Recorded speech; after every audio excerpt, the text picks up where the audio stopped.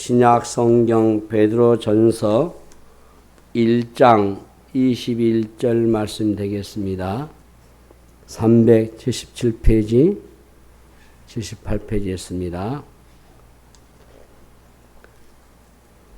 너희는 그를 죽은 자 가운데서 살리시고 영광을 주신 하나님을 그리스도로 말미암아 믿는 자니 너희 믿음과 소망이 하나님께 있게 하셨느니라. 아멘.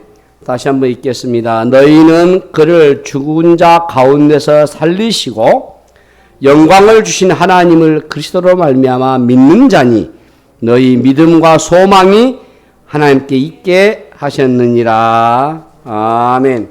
우리 함께 옆에 계신 분 인사 나누시겠습니다. 이 자리에 오신 당신은 이 세상 가장 아름다운 분이십니다. 오늘 말씀 우리 신앙생활의 본질 이제 마지막으로 10번째 설교입니다. 10주에 걸쳐서 우리 신앙생활의 본질에 대해서 설교를 했고요. 다음 8월 첫 주부터는 구약성경 마지막 책에 있는 말라기를 제가 한 4개월 내지 5개월 한 20여 주 걸쳐서 주일날 설교를 하려고 합니다. 그러니까 다음 주일부터는 구약성경 말라기 설교를 한다 여기시고 미리서 말라기서를 한번 읽어보시면 좋겠어요. 말라기가 그렇게 긴 장은 아닙니다만은 그 시대를 조명하고 이 시대와 거의 아마 같을 것입니다. 그래서 말씀과 함께 묵상하면서 하나님이 우리에게 주시는 메시지를 우리가 도전받았으면 좋겠어요. 자, 여러분의 삶에 어려움이 닥쳤습니까? 삶에 어려움이 있는 거 당연하죠. 전혀 이상한 일이 아닙니다. 그럼에도 우리는 고난을 겪게 되면은 불평과 원망을 늘어놓아요. 믿는 자는 하나님께 불평도 하잖아요. 어떻게 우리 믿는 자에게 하나님 믿고 섬기는 자인데 이런 고난을 겪게 하냐고 말이죠. 하나님이 살아 계신 게 정말 맞느냐고 따지기도 하죠. 믿음으로 산 선지자도 고난이 닥치니까 이런 의문을 가진 겁니다. 현실이 이해되지 않기 때문이죠. 하나님의 약속과 현실이 충돌하는 것처럼 보였기 때문에 그래서 어려움을 겪게 되면은 참 질문이 많아져요. 그리고 회의에 빠지게 되고 의문에 휩싸이게 되고 때로는 우리의 믿음과 현실이 충돌질을 합니다. 충돌해. 이 믿음과 현실이 반대되는 경우가 많거든요. 그래서 많은 사람이 믿음과 이 현실 사이에 이 괴리감을 경험해요. 신실하게 믿음 생활하는 사람일수록 이 괴리감이 굉장히 커요. 크게 경험해요. 신앙생활을 적당히 하는 사람은 대충 현실과 타협하기 때문에 크게 갈등을 겪지 않을 겁니다. 그래서 이 믿음과 현실의 괴리가 큰 사람일수록 질문이 많아져요. 자, 세상은 희망을 말합니다. 그런데 이 희망에는 근거가 부족해요. 자기 자신에게서 시작된 것이므로 불안한 희망이 우리 예수 믿는 그리스도인은 희망이 아니고 소망을 말하죠. 이 희망과 소망은 다릅니다, 여러분. 소망은 하나님께 그 근거가 있어요. 하나님으로부터 나온 거예요. 소망은 하나님의 약속이 근거한 겁니다. 하나님의 약속은 하나님의 성품에 근거하잖아요. 그러므로 소망은 반드시 이루어진 줄로 믿습니다. 소망은 우리 예수 믿는 신자를 현실 속에 매몰되지 않게 하셔요. 이 소망은 장래에 대한 겁니다. 사도 베드로는 베드로전서 1장 3절에 우리 주 예수 그리스도의 아버지 하나님을 찬송하리로다. 그의 많으신 긍휼대로 예수 그리스도를 죽은 자 가운데서 부활하게 하심으로 말미암아 우리를 거듭나게 하사 살 소망이 있게 하시며 그리스도인이 살아가는 삶의 근거가 소망에 있다. 베드로 사도가 여기에 산 소망이라 했거든요. 제가 성지순례 가면서 터키의 갑바도기아에 갔습니다. 그때 갑바도기아에 있는 나그네 성도에서 이 베드로가 있었거든요. 그러니까 굉장히 그걸 비춰보면은 생생하죠. 내가 그것을 3일 동안 그 지역을 순례했기 때문에 사람이 어떻게 여기 살 수 있을까? 예. 그런데 그들은 그곳에서 예수를 믿고 신앙을 지켰어요. 그리고 그 지하로 내려가 보는데요. 지하 한 3층까지 내려갑니다, 이게. 갑자기 토굴 속으로 쭉 내려가면 그 안에 집도 지어지고 학교도 만들어 놓고 그 안에 별거 다 해놓고 거기 살아요. 딱 구멍 하나 뚫어 놓고. 왜? 로마 군인들이 오면은 숨어야 되니까.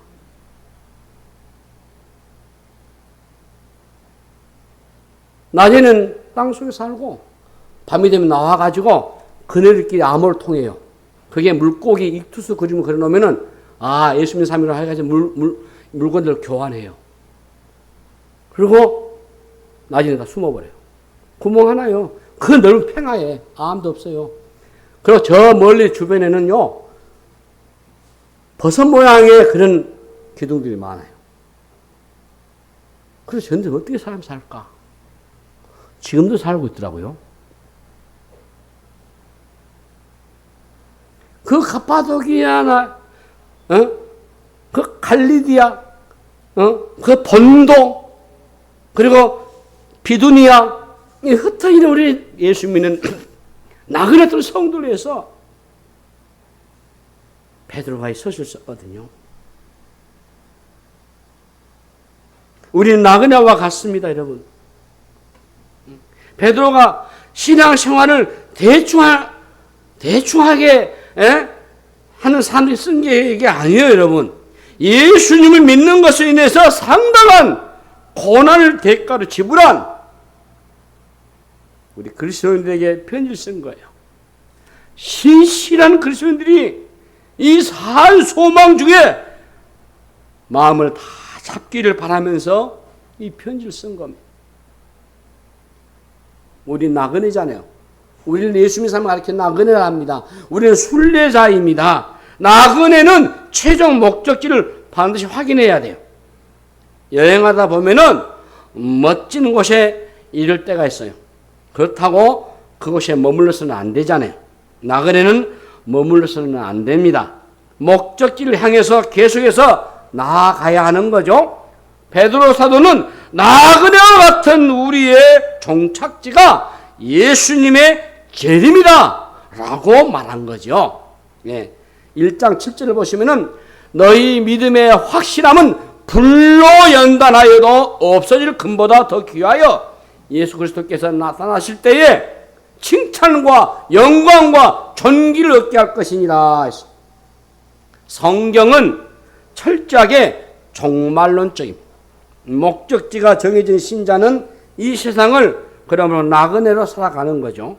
인정하든 인정하지 않든 간에 우리는 끝을 향해서 가고 있습니다.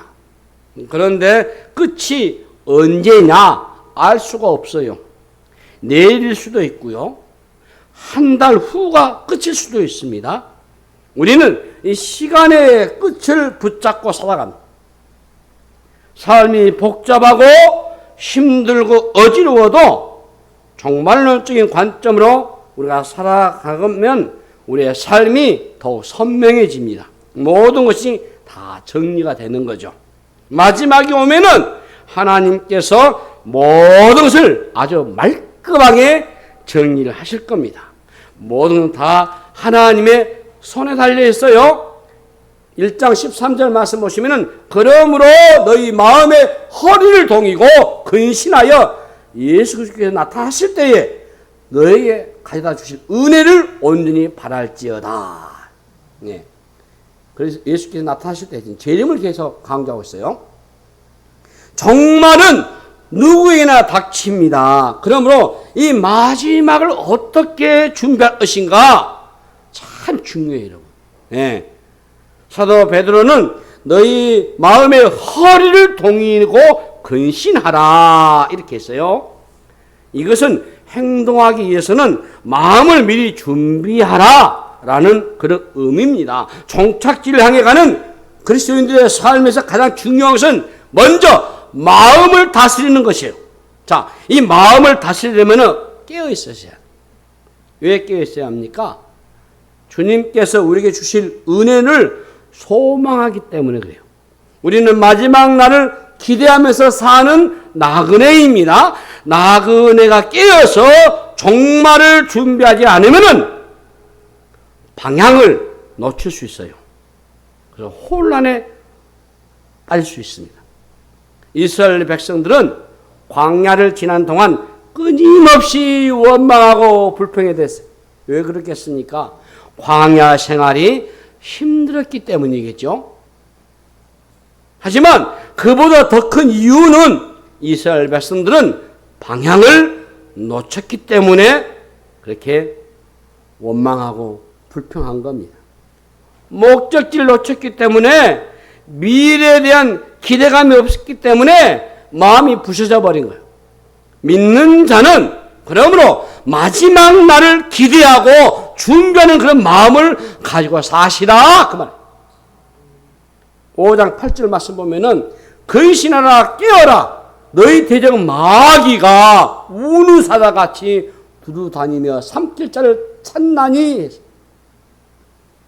마음의 허리를 동인다 근신한다 이 말은요 영적으로 긴장하라 그런 의미예요.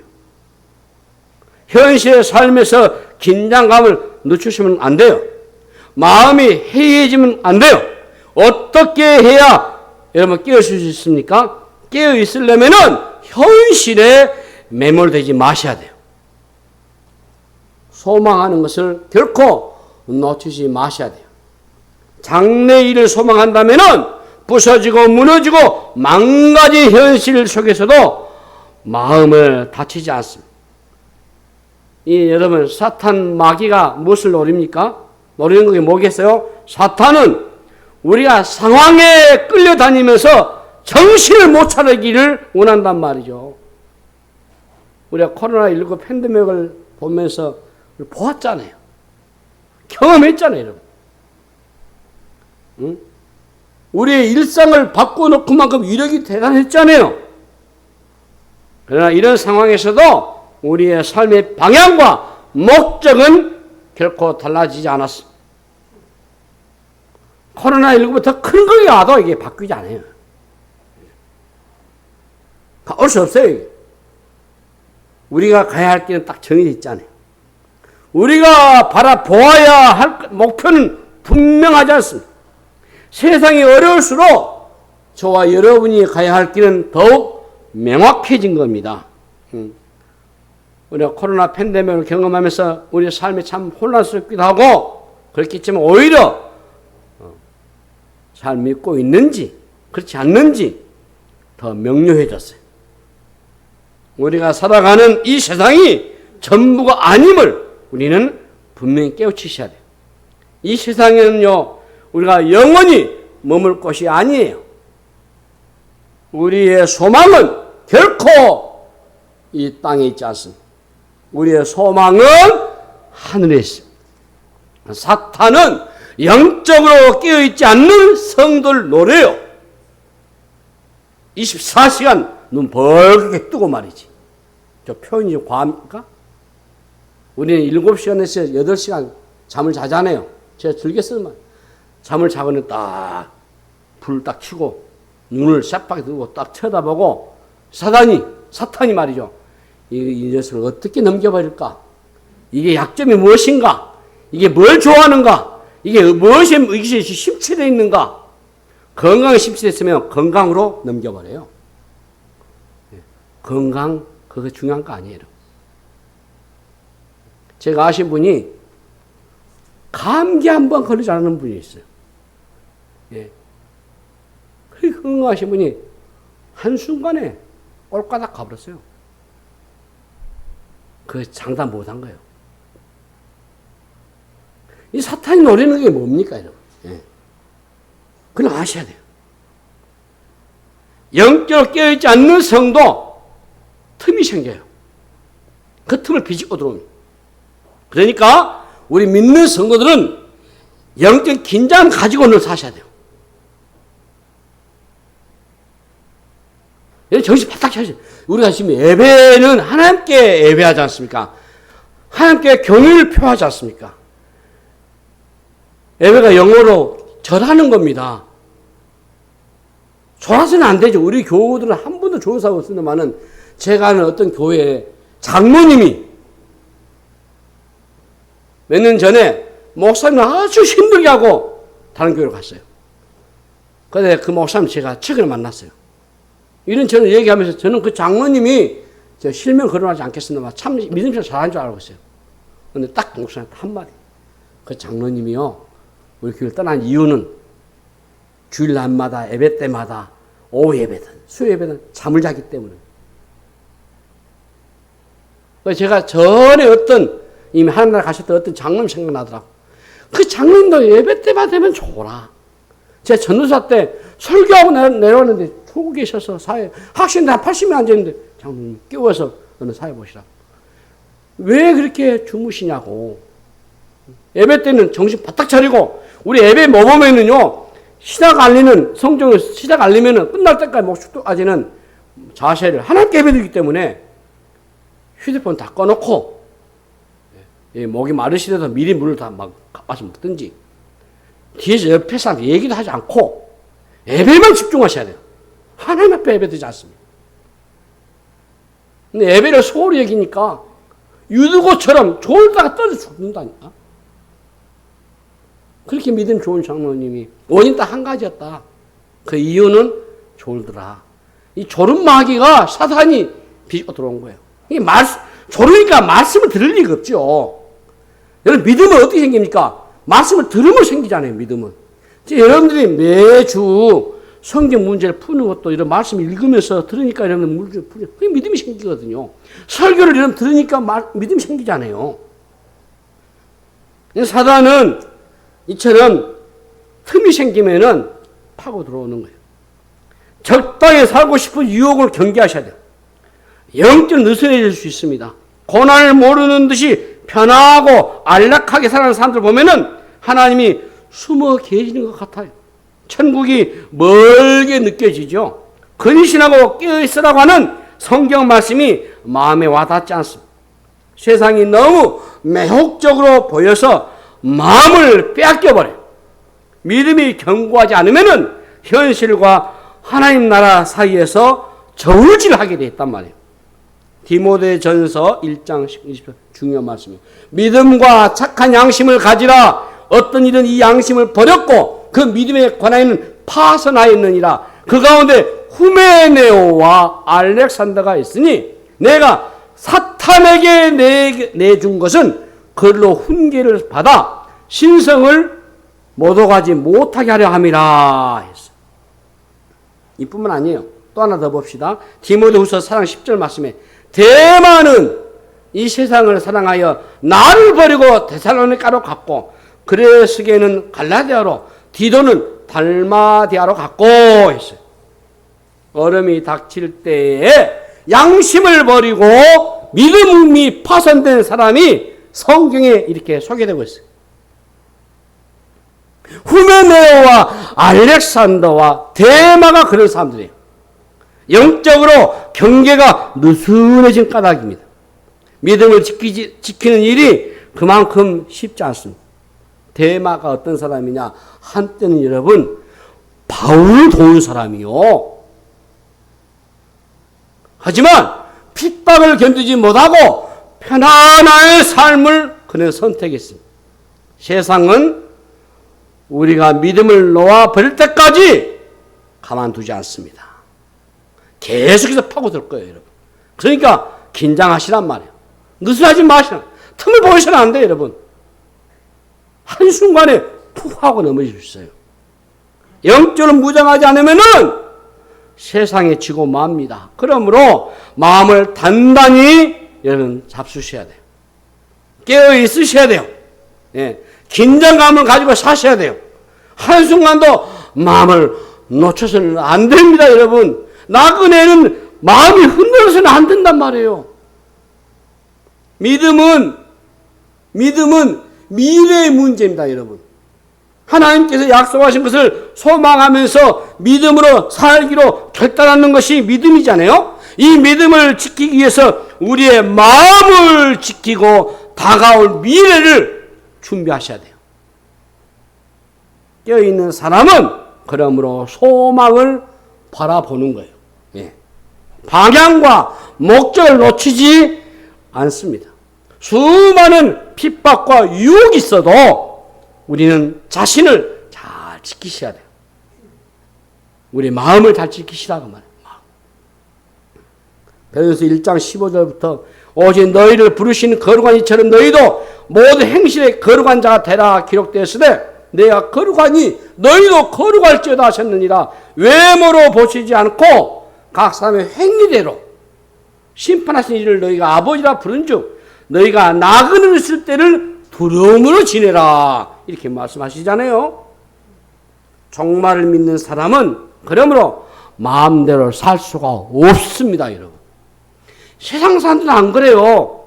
같을 수가 없어요, 여러분. 아버지가 다른데, 예? 신이 다른데 어떻게 같을 수 있습니까, 여러분? 우리는 거룩하게 살기 힘을 쓰셔야 됩니다. 왜 그렇습니까? 먼저 하나님이 거룩하시기 때문에요. 또 하나님께서 우리의 행위에도 심판하기 때문에요. 또 하나님께서 그리스도의 보혈의 피로 우리를 거룩하게 하셨기 때문에 그래요. 그리스도의 재림을 기다리는 사람은 그러므로 모두 유혹으로부터 자신을 지키고 거룩하게 사셔야 돼요. 거룩은 하나님의 성품 중의 핵심입니다. 하나님께서는 거룩에 관심이 많아요. 거룩을 위한 하나님의 열심은 자신의 아들을 십자가에 못 박게 하신 것으로 나타났잖아요. 거룩을 포기한 나그네에게 종말은 끔찍한 것이 될 겁니다. 종말을 의식하는 사람은 우리의 행위에 따라서 심판을 기대하죠. 종말 의식을 가진 사람은 그러므로 거룩하게 살 수밖에 없어요. 하나님께서 레위기 11장 45절에 내가 거룩하니 너희도 거룩할지어다 라고 말씀하셨잖아요. 이 말씀을 따라 우리는 거룩하게 사셔야 돼요. 1장 18절 말씀에도 너희가 알거니와 너희 조상이 물러진 헛된 행실에서 대속함을 받는 것은 은이나 금같이 없을 것으로 된 것이 아니다고 했어요. 우리 조상이 물러준 헛된 행실이 있습니다. 거짓된 행실, 뿌리 깊은 악습을 과감하게 버리셔야 돼요. 이스라엘 백성들은 광야에서 불편함을 느낄 때마다 애굽으로 돌아가려고 했어요. 그런데 과연 그때가 정말 그들이 좋았을까? 진짜 좋았을까? 그들은 과학의 끔찍함을 잊어버렸잖아요.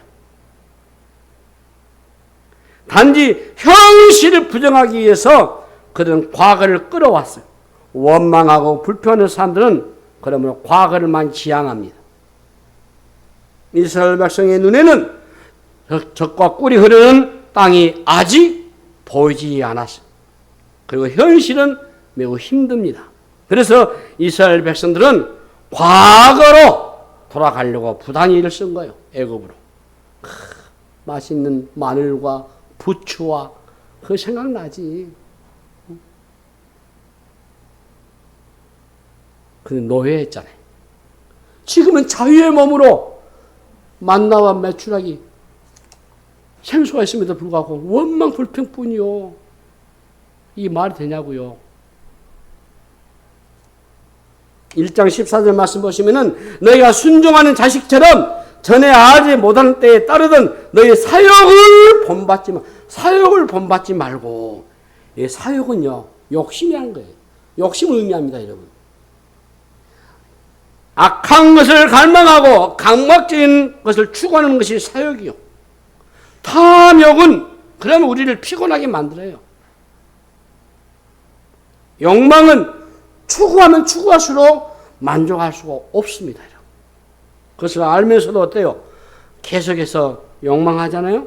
사람들이 왜 실망합니까? 잘못된 것을 욕망하기 때문에 많은 것을 기대하면서 또 실망한. 욕망이 클수록 절망도 커요. 욕망을 그래 줄이셔야 돼요. 사욕을 버리셔야 돼요. 이게 쉽지 않지요. 사욕을 쫓지 마셔야 돼요, 여러분. 근데 이게 어려워요. 무시해야 할 것을 붙들고 살면은 그만큼 거룩에서 멀어져 버려요. 우리 안에 있는 사욕은요, 곰팡이와 같습니다, 여러분. 금방 퍼져버려요, 여러분, 이게.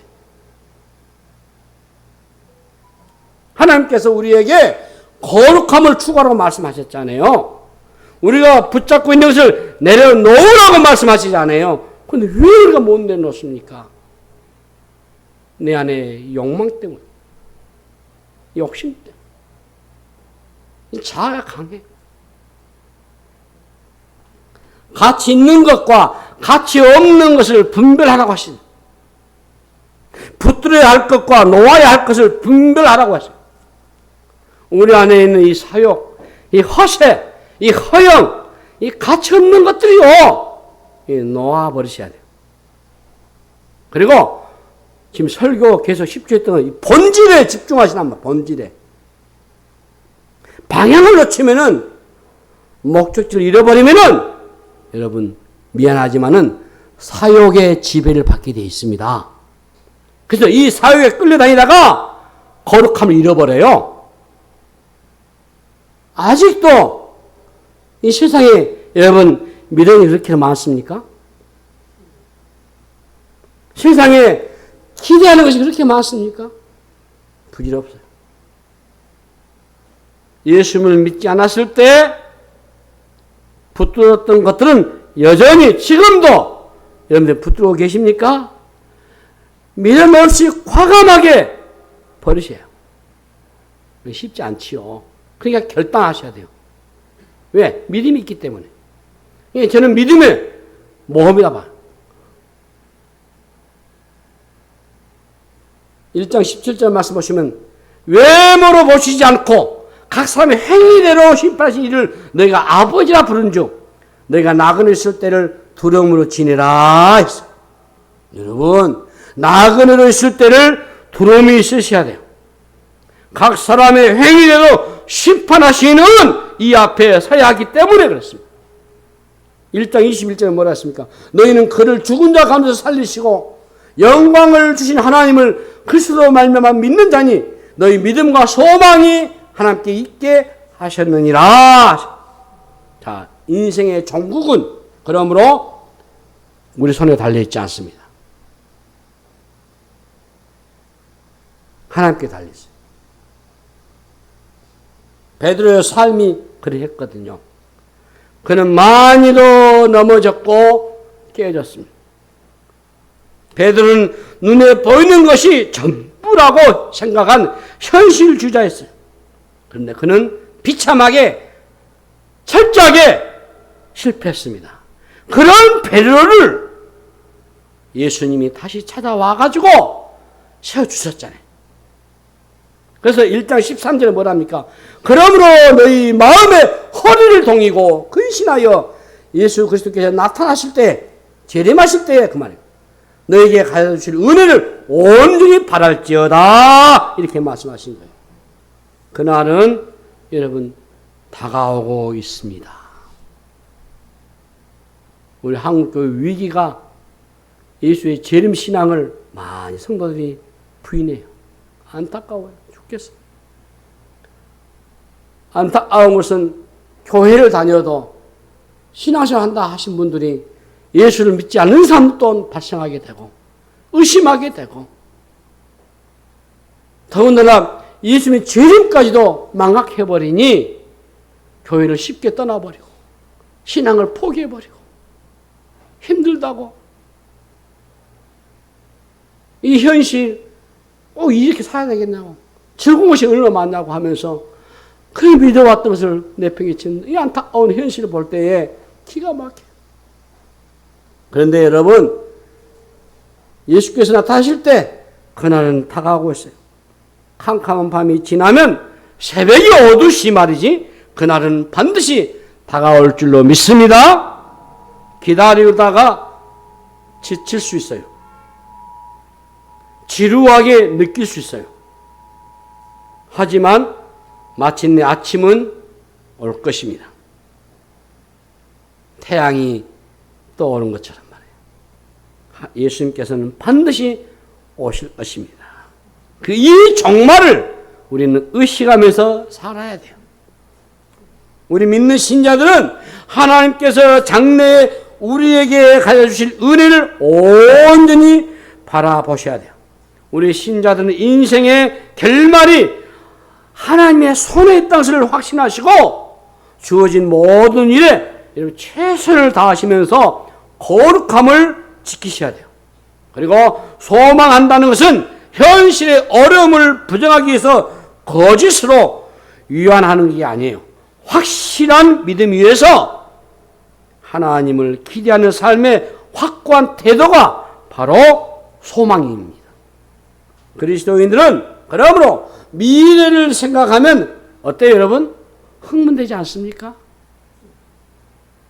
미래는 하나님의 손에 있기 때문에 그래요. 결론을 쥐고 계시는 하나님을 전적으로 신뢰하는 사람에게 그러므로 미래가 있는 겁니다. 하지만 완성된 미래와 현실 사이에는 참 거리가 있어요. 그래서 뭐가 필요합니까? 믿음이 필요한 게요. 끝까지 믿음을 가지셔야 돼요. 중도의 믿음을 포기하거나 믿음이 약해져서는 안 돼요. 믿음을 놓쳐서는 안 돼요. 믿음은 하나님을 신뢰함으로 인내하고 기다리는 것입니다. 믿음이 있으면은 우리가 인내할 수 있잖아요. 그렇기 때문에 믿음은 소망을 더욱 선명하게 한답니다. 인내하는 사람은 자신이 결론을 내리지 않습니다. 결론은 하나님의 손에 있다는 것을 알기 때문이죠. 믿음을 지키다가 더 힘들 수도 있어요. 쉽게 편하게 사는 세상, 사람들이 부러울 만큼 고통스러울 수 있어요. 이때 우리가 할 일은 다른 게 아닙니다. 깨어서 인내하면서 기다리는 것입니다. 편안한 삶을 쫓아서 나그네 길을 이탈하지 마시고 그 길을 따라서 흔들림이 없이 걷는 겁니다. 주님은 그 길이 좁은 길이라고 하셨어요. 넓은 길이 아니에요. 넓은 길에 많은 사람들이 희낙낙하면서 왁자지껄 가면서 떼져가면 좋겠죠. 주님이 가는 길은 그 길이 아니에요. 그 길은 좁은 길이라. 그래서 우리는 그 길을 가셔야 돼요. 왜? 생명의 길이기 때문에. 넓은 길로 가서 멸망으로 끝나버리면 안 되잖아요. 우리는 소망이 있지 않습니까? 비록 이 길이 좁은 길이고 주님 가는 십자가 길을 할지라도 그러니까 우리에게 믿음이 있으니까 믿음으로 가는 거 아니에요. 다니엘이 그랬고 베드로도 그랬고 바울도 그랬고 주님의 제자들 다 그랬잖아요. 우리 신자들의 인내는 단순히 참는 것이 아니에요. 인내는요, 기억하셔야 따라합시다. 믿음의 적극적인 행위다. 인내는 하나 참아보면 되지 이게 아니에요. 믿음의 적극적인 행동이 인내가 되는 거예요. 그래서 뭐라 했습니까? 1장 21절에 다시 한번 우리 본문입니다. 너희는 그를 죽은 자 가운데서 살리시고 영원 주신 하나님을 그리스도를 말미암아 믿는 자니 너희 믿음과 소망이 하나님께 있게 하셨느니라 했지 않습니까? 이 말씀을 붙드는 게 믿음이에요.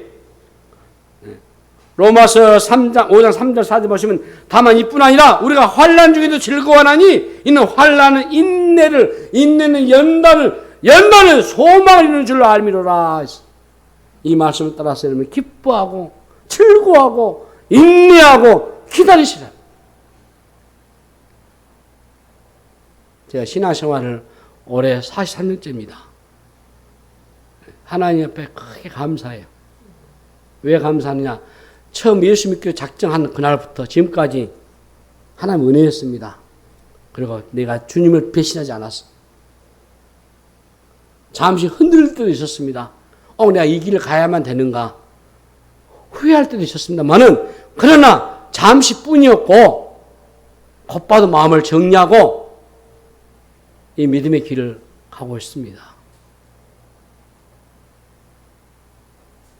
여기에는 반드시 우리의 인내가 필요합니다. 믿음이 있으니까. 그래야 그날의 소망이라는 있지 않습니까? 우리 신자들의 미래는 그런 막연하지 않습니다. 인내가 있어서 우리는 소망을 이루거든요. 성령께서 우리가 인내하며 기다리도록 도와주시죠. 내 힘은 불과해요. 그러니까 우리는 매 순간마다 깨어서 기도할 때마다 설령 여러분들이 기도가 중단된다 할지라도 성령님의 도우심으로 빌 바를 알지 못한 그때 성령께서 탄식한 우리를 위해서 기도해 주시지 않아요?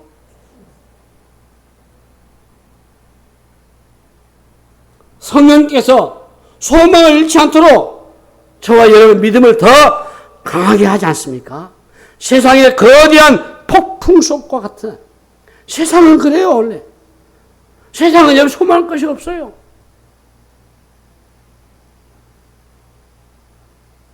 세상에는 답이 없어요. 오직 영광의 복음, 생명의 복음만이 답이에요. 예수님만이 유일한 우리의 소망이십니다. 우리의 소망은 그러므로 하나님 안에 있습니다. 이 종말론적인 신앙을 가지시고 사한 소망을 가진 자로서 소망을 굳게 붙잡고 걸어가면 입으셔야 돼요. 우리의 마음과 행실을 새롭게 하셔야 돼요. 하나님을 만난 날 부끄럽지 않는 그리스도의 신부로 설 것입니다. 현실에 매몰돼 가지고 원망하거나 여러분 불평하지 마십시오. 혹시 불만과 원망이 터져 나온다면 길을 잃었음을, 목적지를 놓쳤음을 빨리 깨달으시고 정신 바짝 차리시고 방향을 바꾸세요. 돌이키셔야 돼요. 방향을 바꾼다 그러면 회개한다 그 말이에요. 환난 중에도 기뻐하며 인내하시기 바랍니다. 여러분 이 말씀에 목사님 이게 말 됩니까? 라고 할 수 있겠습니다. 그럼 우리에게 믿음이 있잖아요. 그러니까 환난이 있다 하리라, 곤고가 온다 할지라도 우리 주 안에서 다시 한번 말하는 기뻐하고 감사하고 그러면서 인내하고 항상 하나님의 은혜가 우리 안에 있기에 여러분 이 믿음의 경주에서 나고 되었고, 그래서 신앙생활은요 경주하는 겁니다. 지금 올림픽이 파리에서 진행하고 있어요. 히브리서 12장 1절 2절이 우리 신앙인들의 삶이 경주하는 인생이 나와 있어요. 상 받은 사람 딱 한 사람입니다. 여러 사람 받는 거 아니에요. 여러분들의 신앙을 놓치지 않도록. 우리 신앙생활에 단거리가 아니잖아요. 마라톤 하실 때 참 힘듭니다. 그러나 인내하면서 소망하면서 상받을 기대하면서 이런 믿음으로 승리하는 여러분 다 되시기를 주님의 이름으로 축복합니다. 하나님 아버지 은혜를 감사합니다. 우리 신앙의 본질에 대해서 하나님 말씀을 지금까지 나누었습니다. 이 모든 게 하나님의 은혜요, 복음이요, 생명이요, 그 소망인 줄로 믿습니다. 주신 이 말씀들 깊이 새기며 우리가 인내하면서 믿음으로 승리해 나가도록 우리에게 복을 내려 주시옵소서. 감사하고 우리 구주 예수 그리스도 이름으로 간절히 기도하옵나이다. 아멘.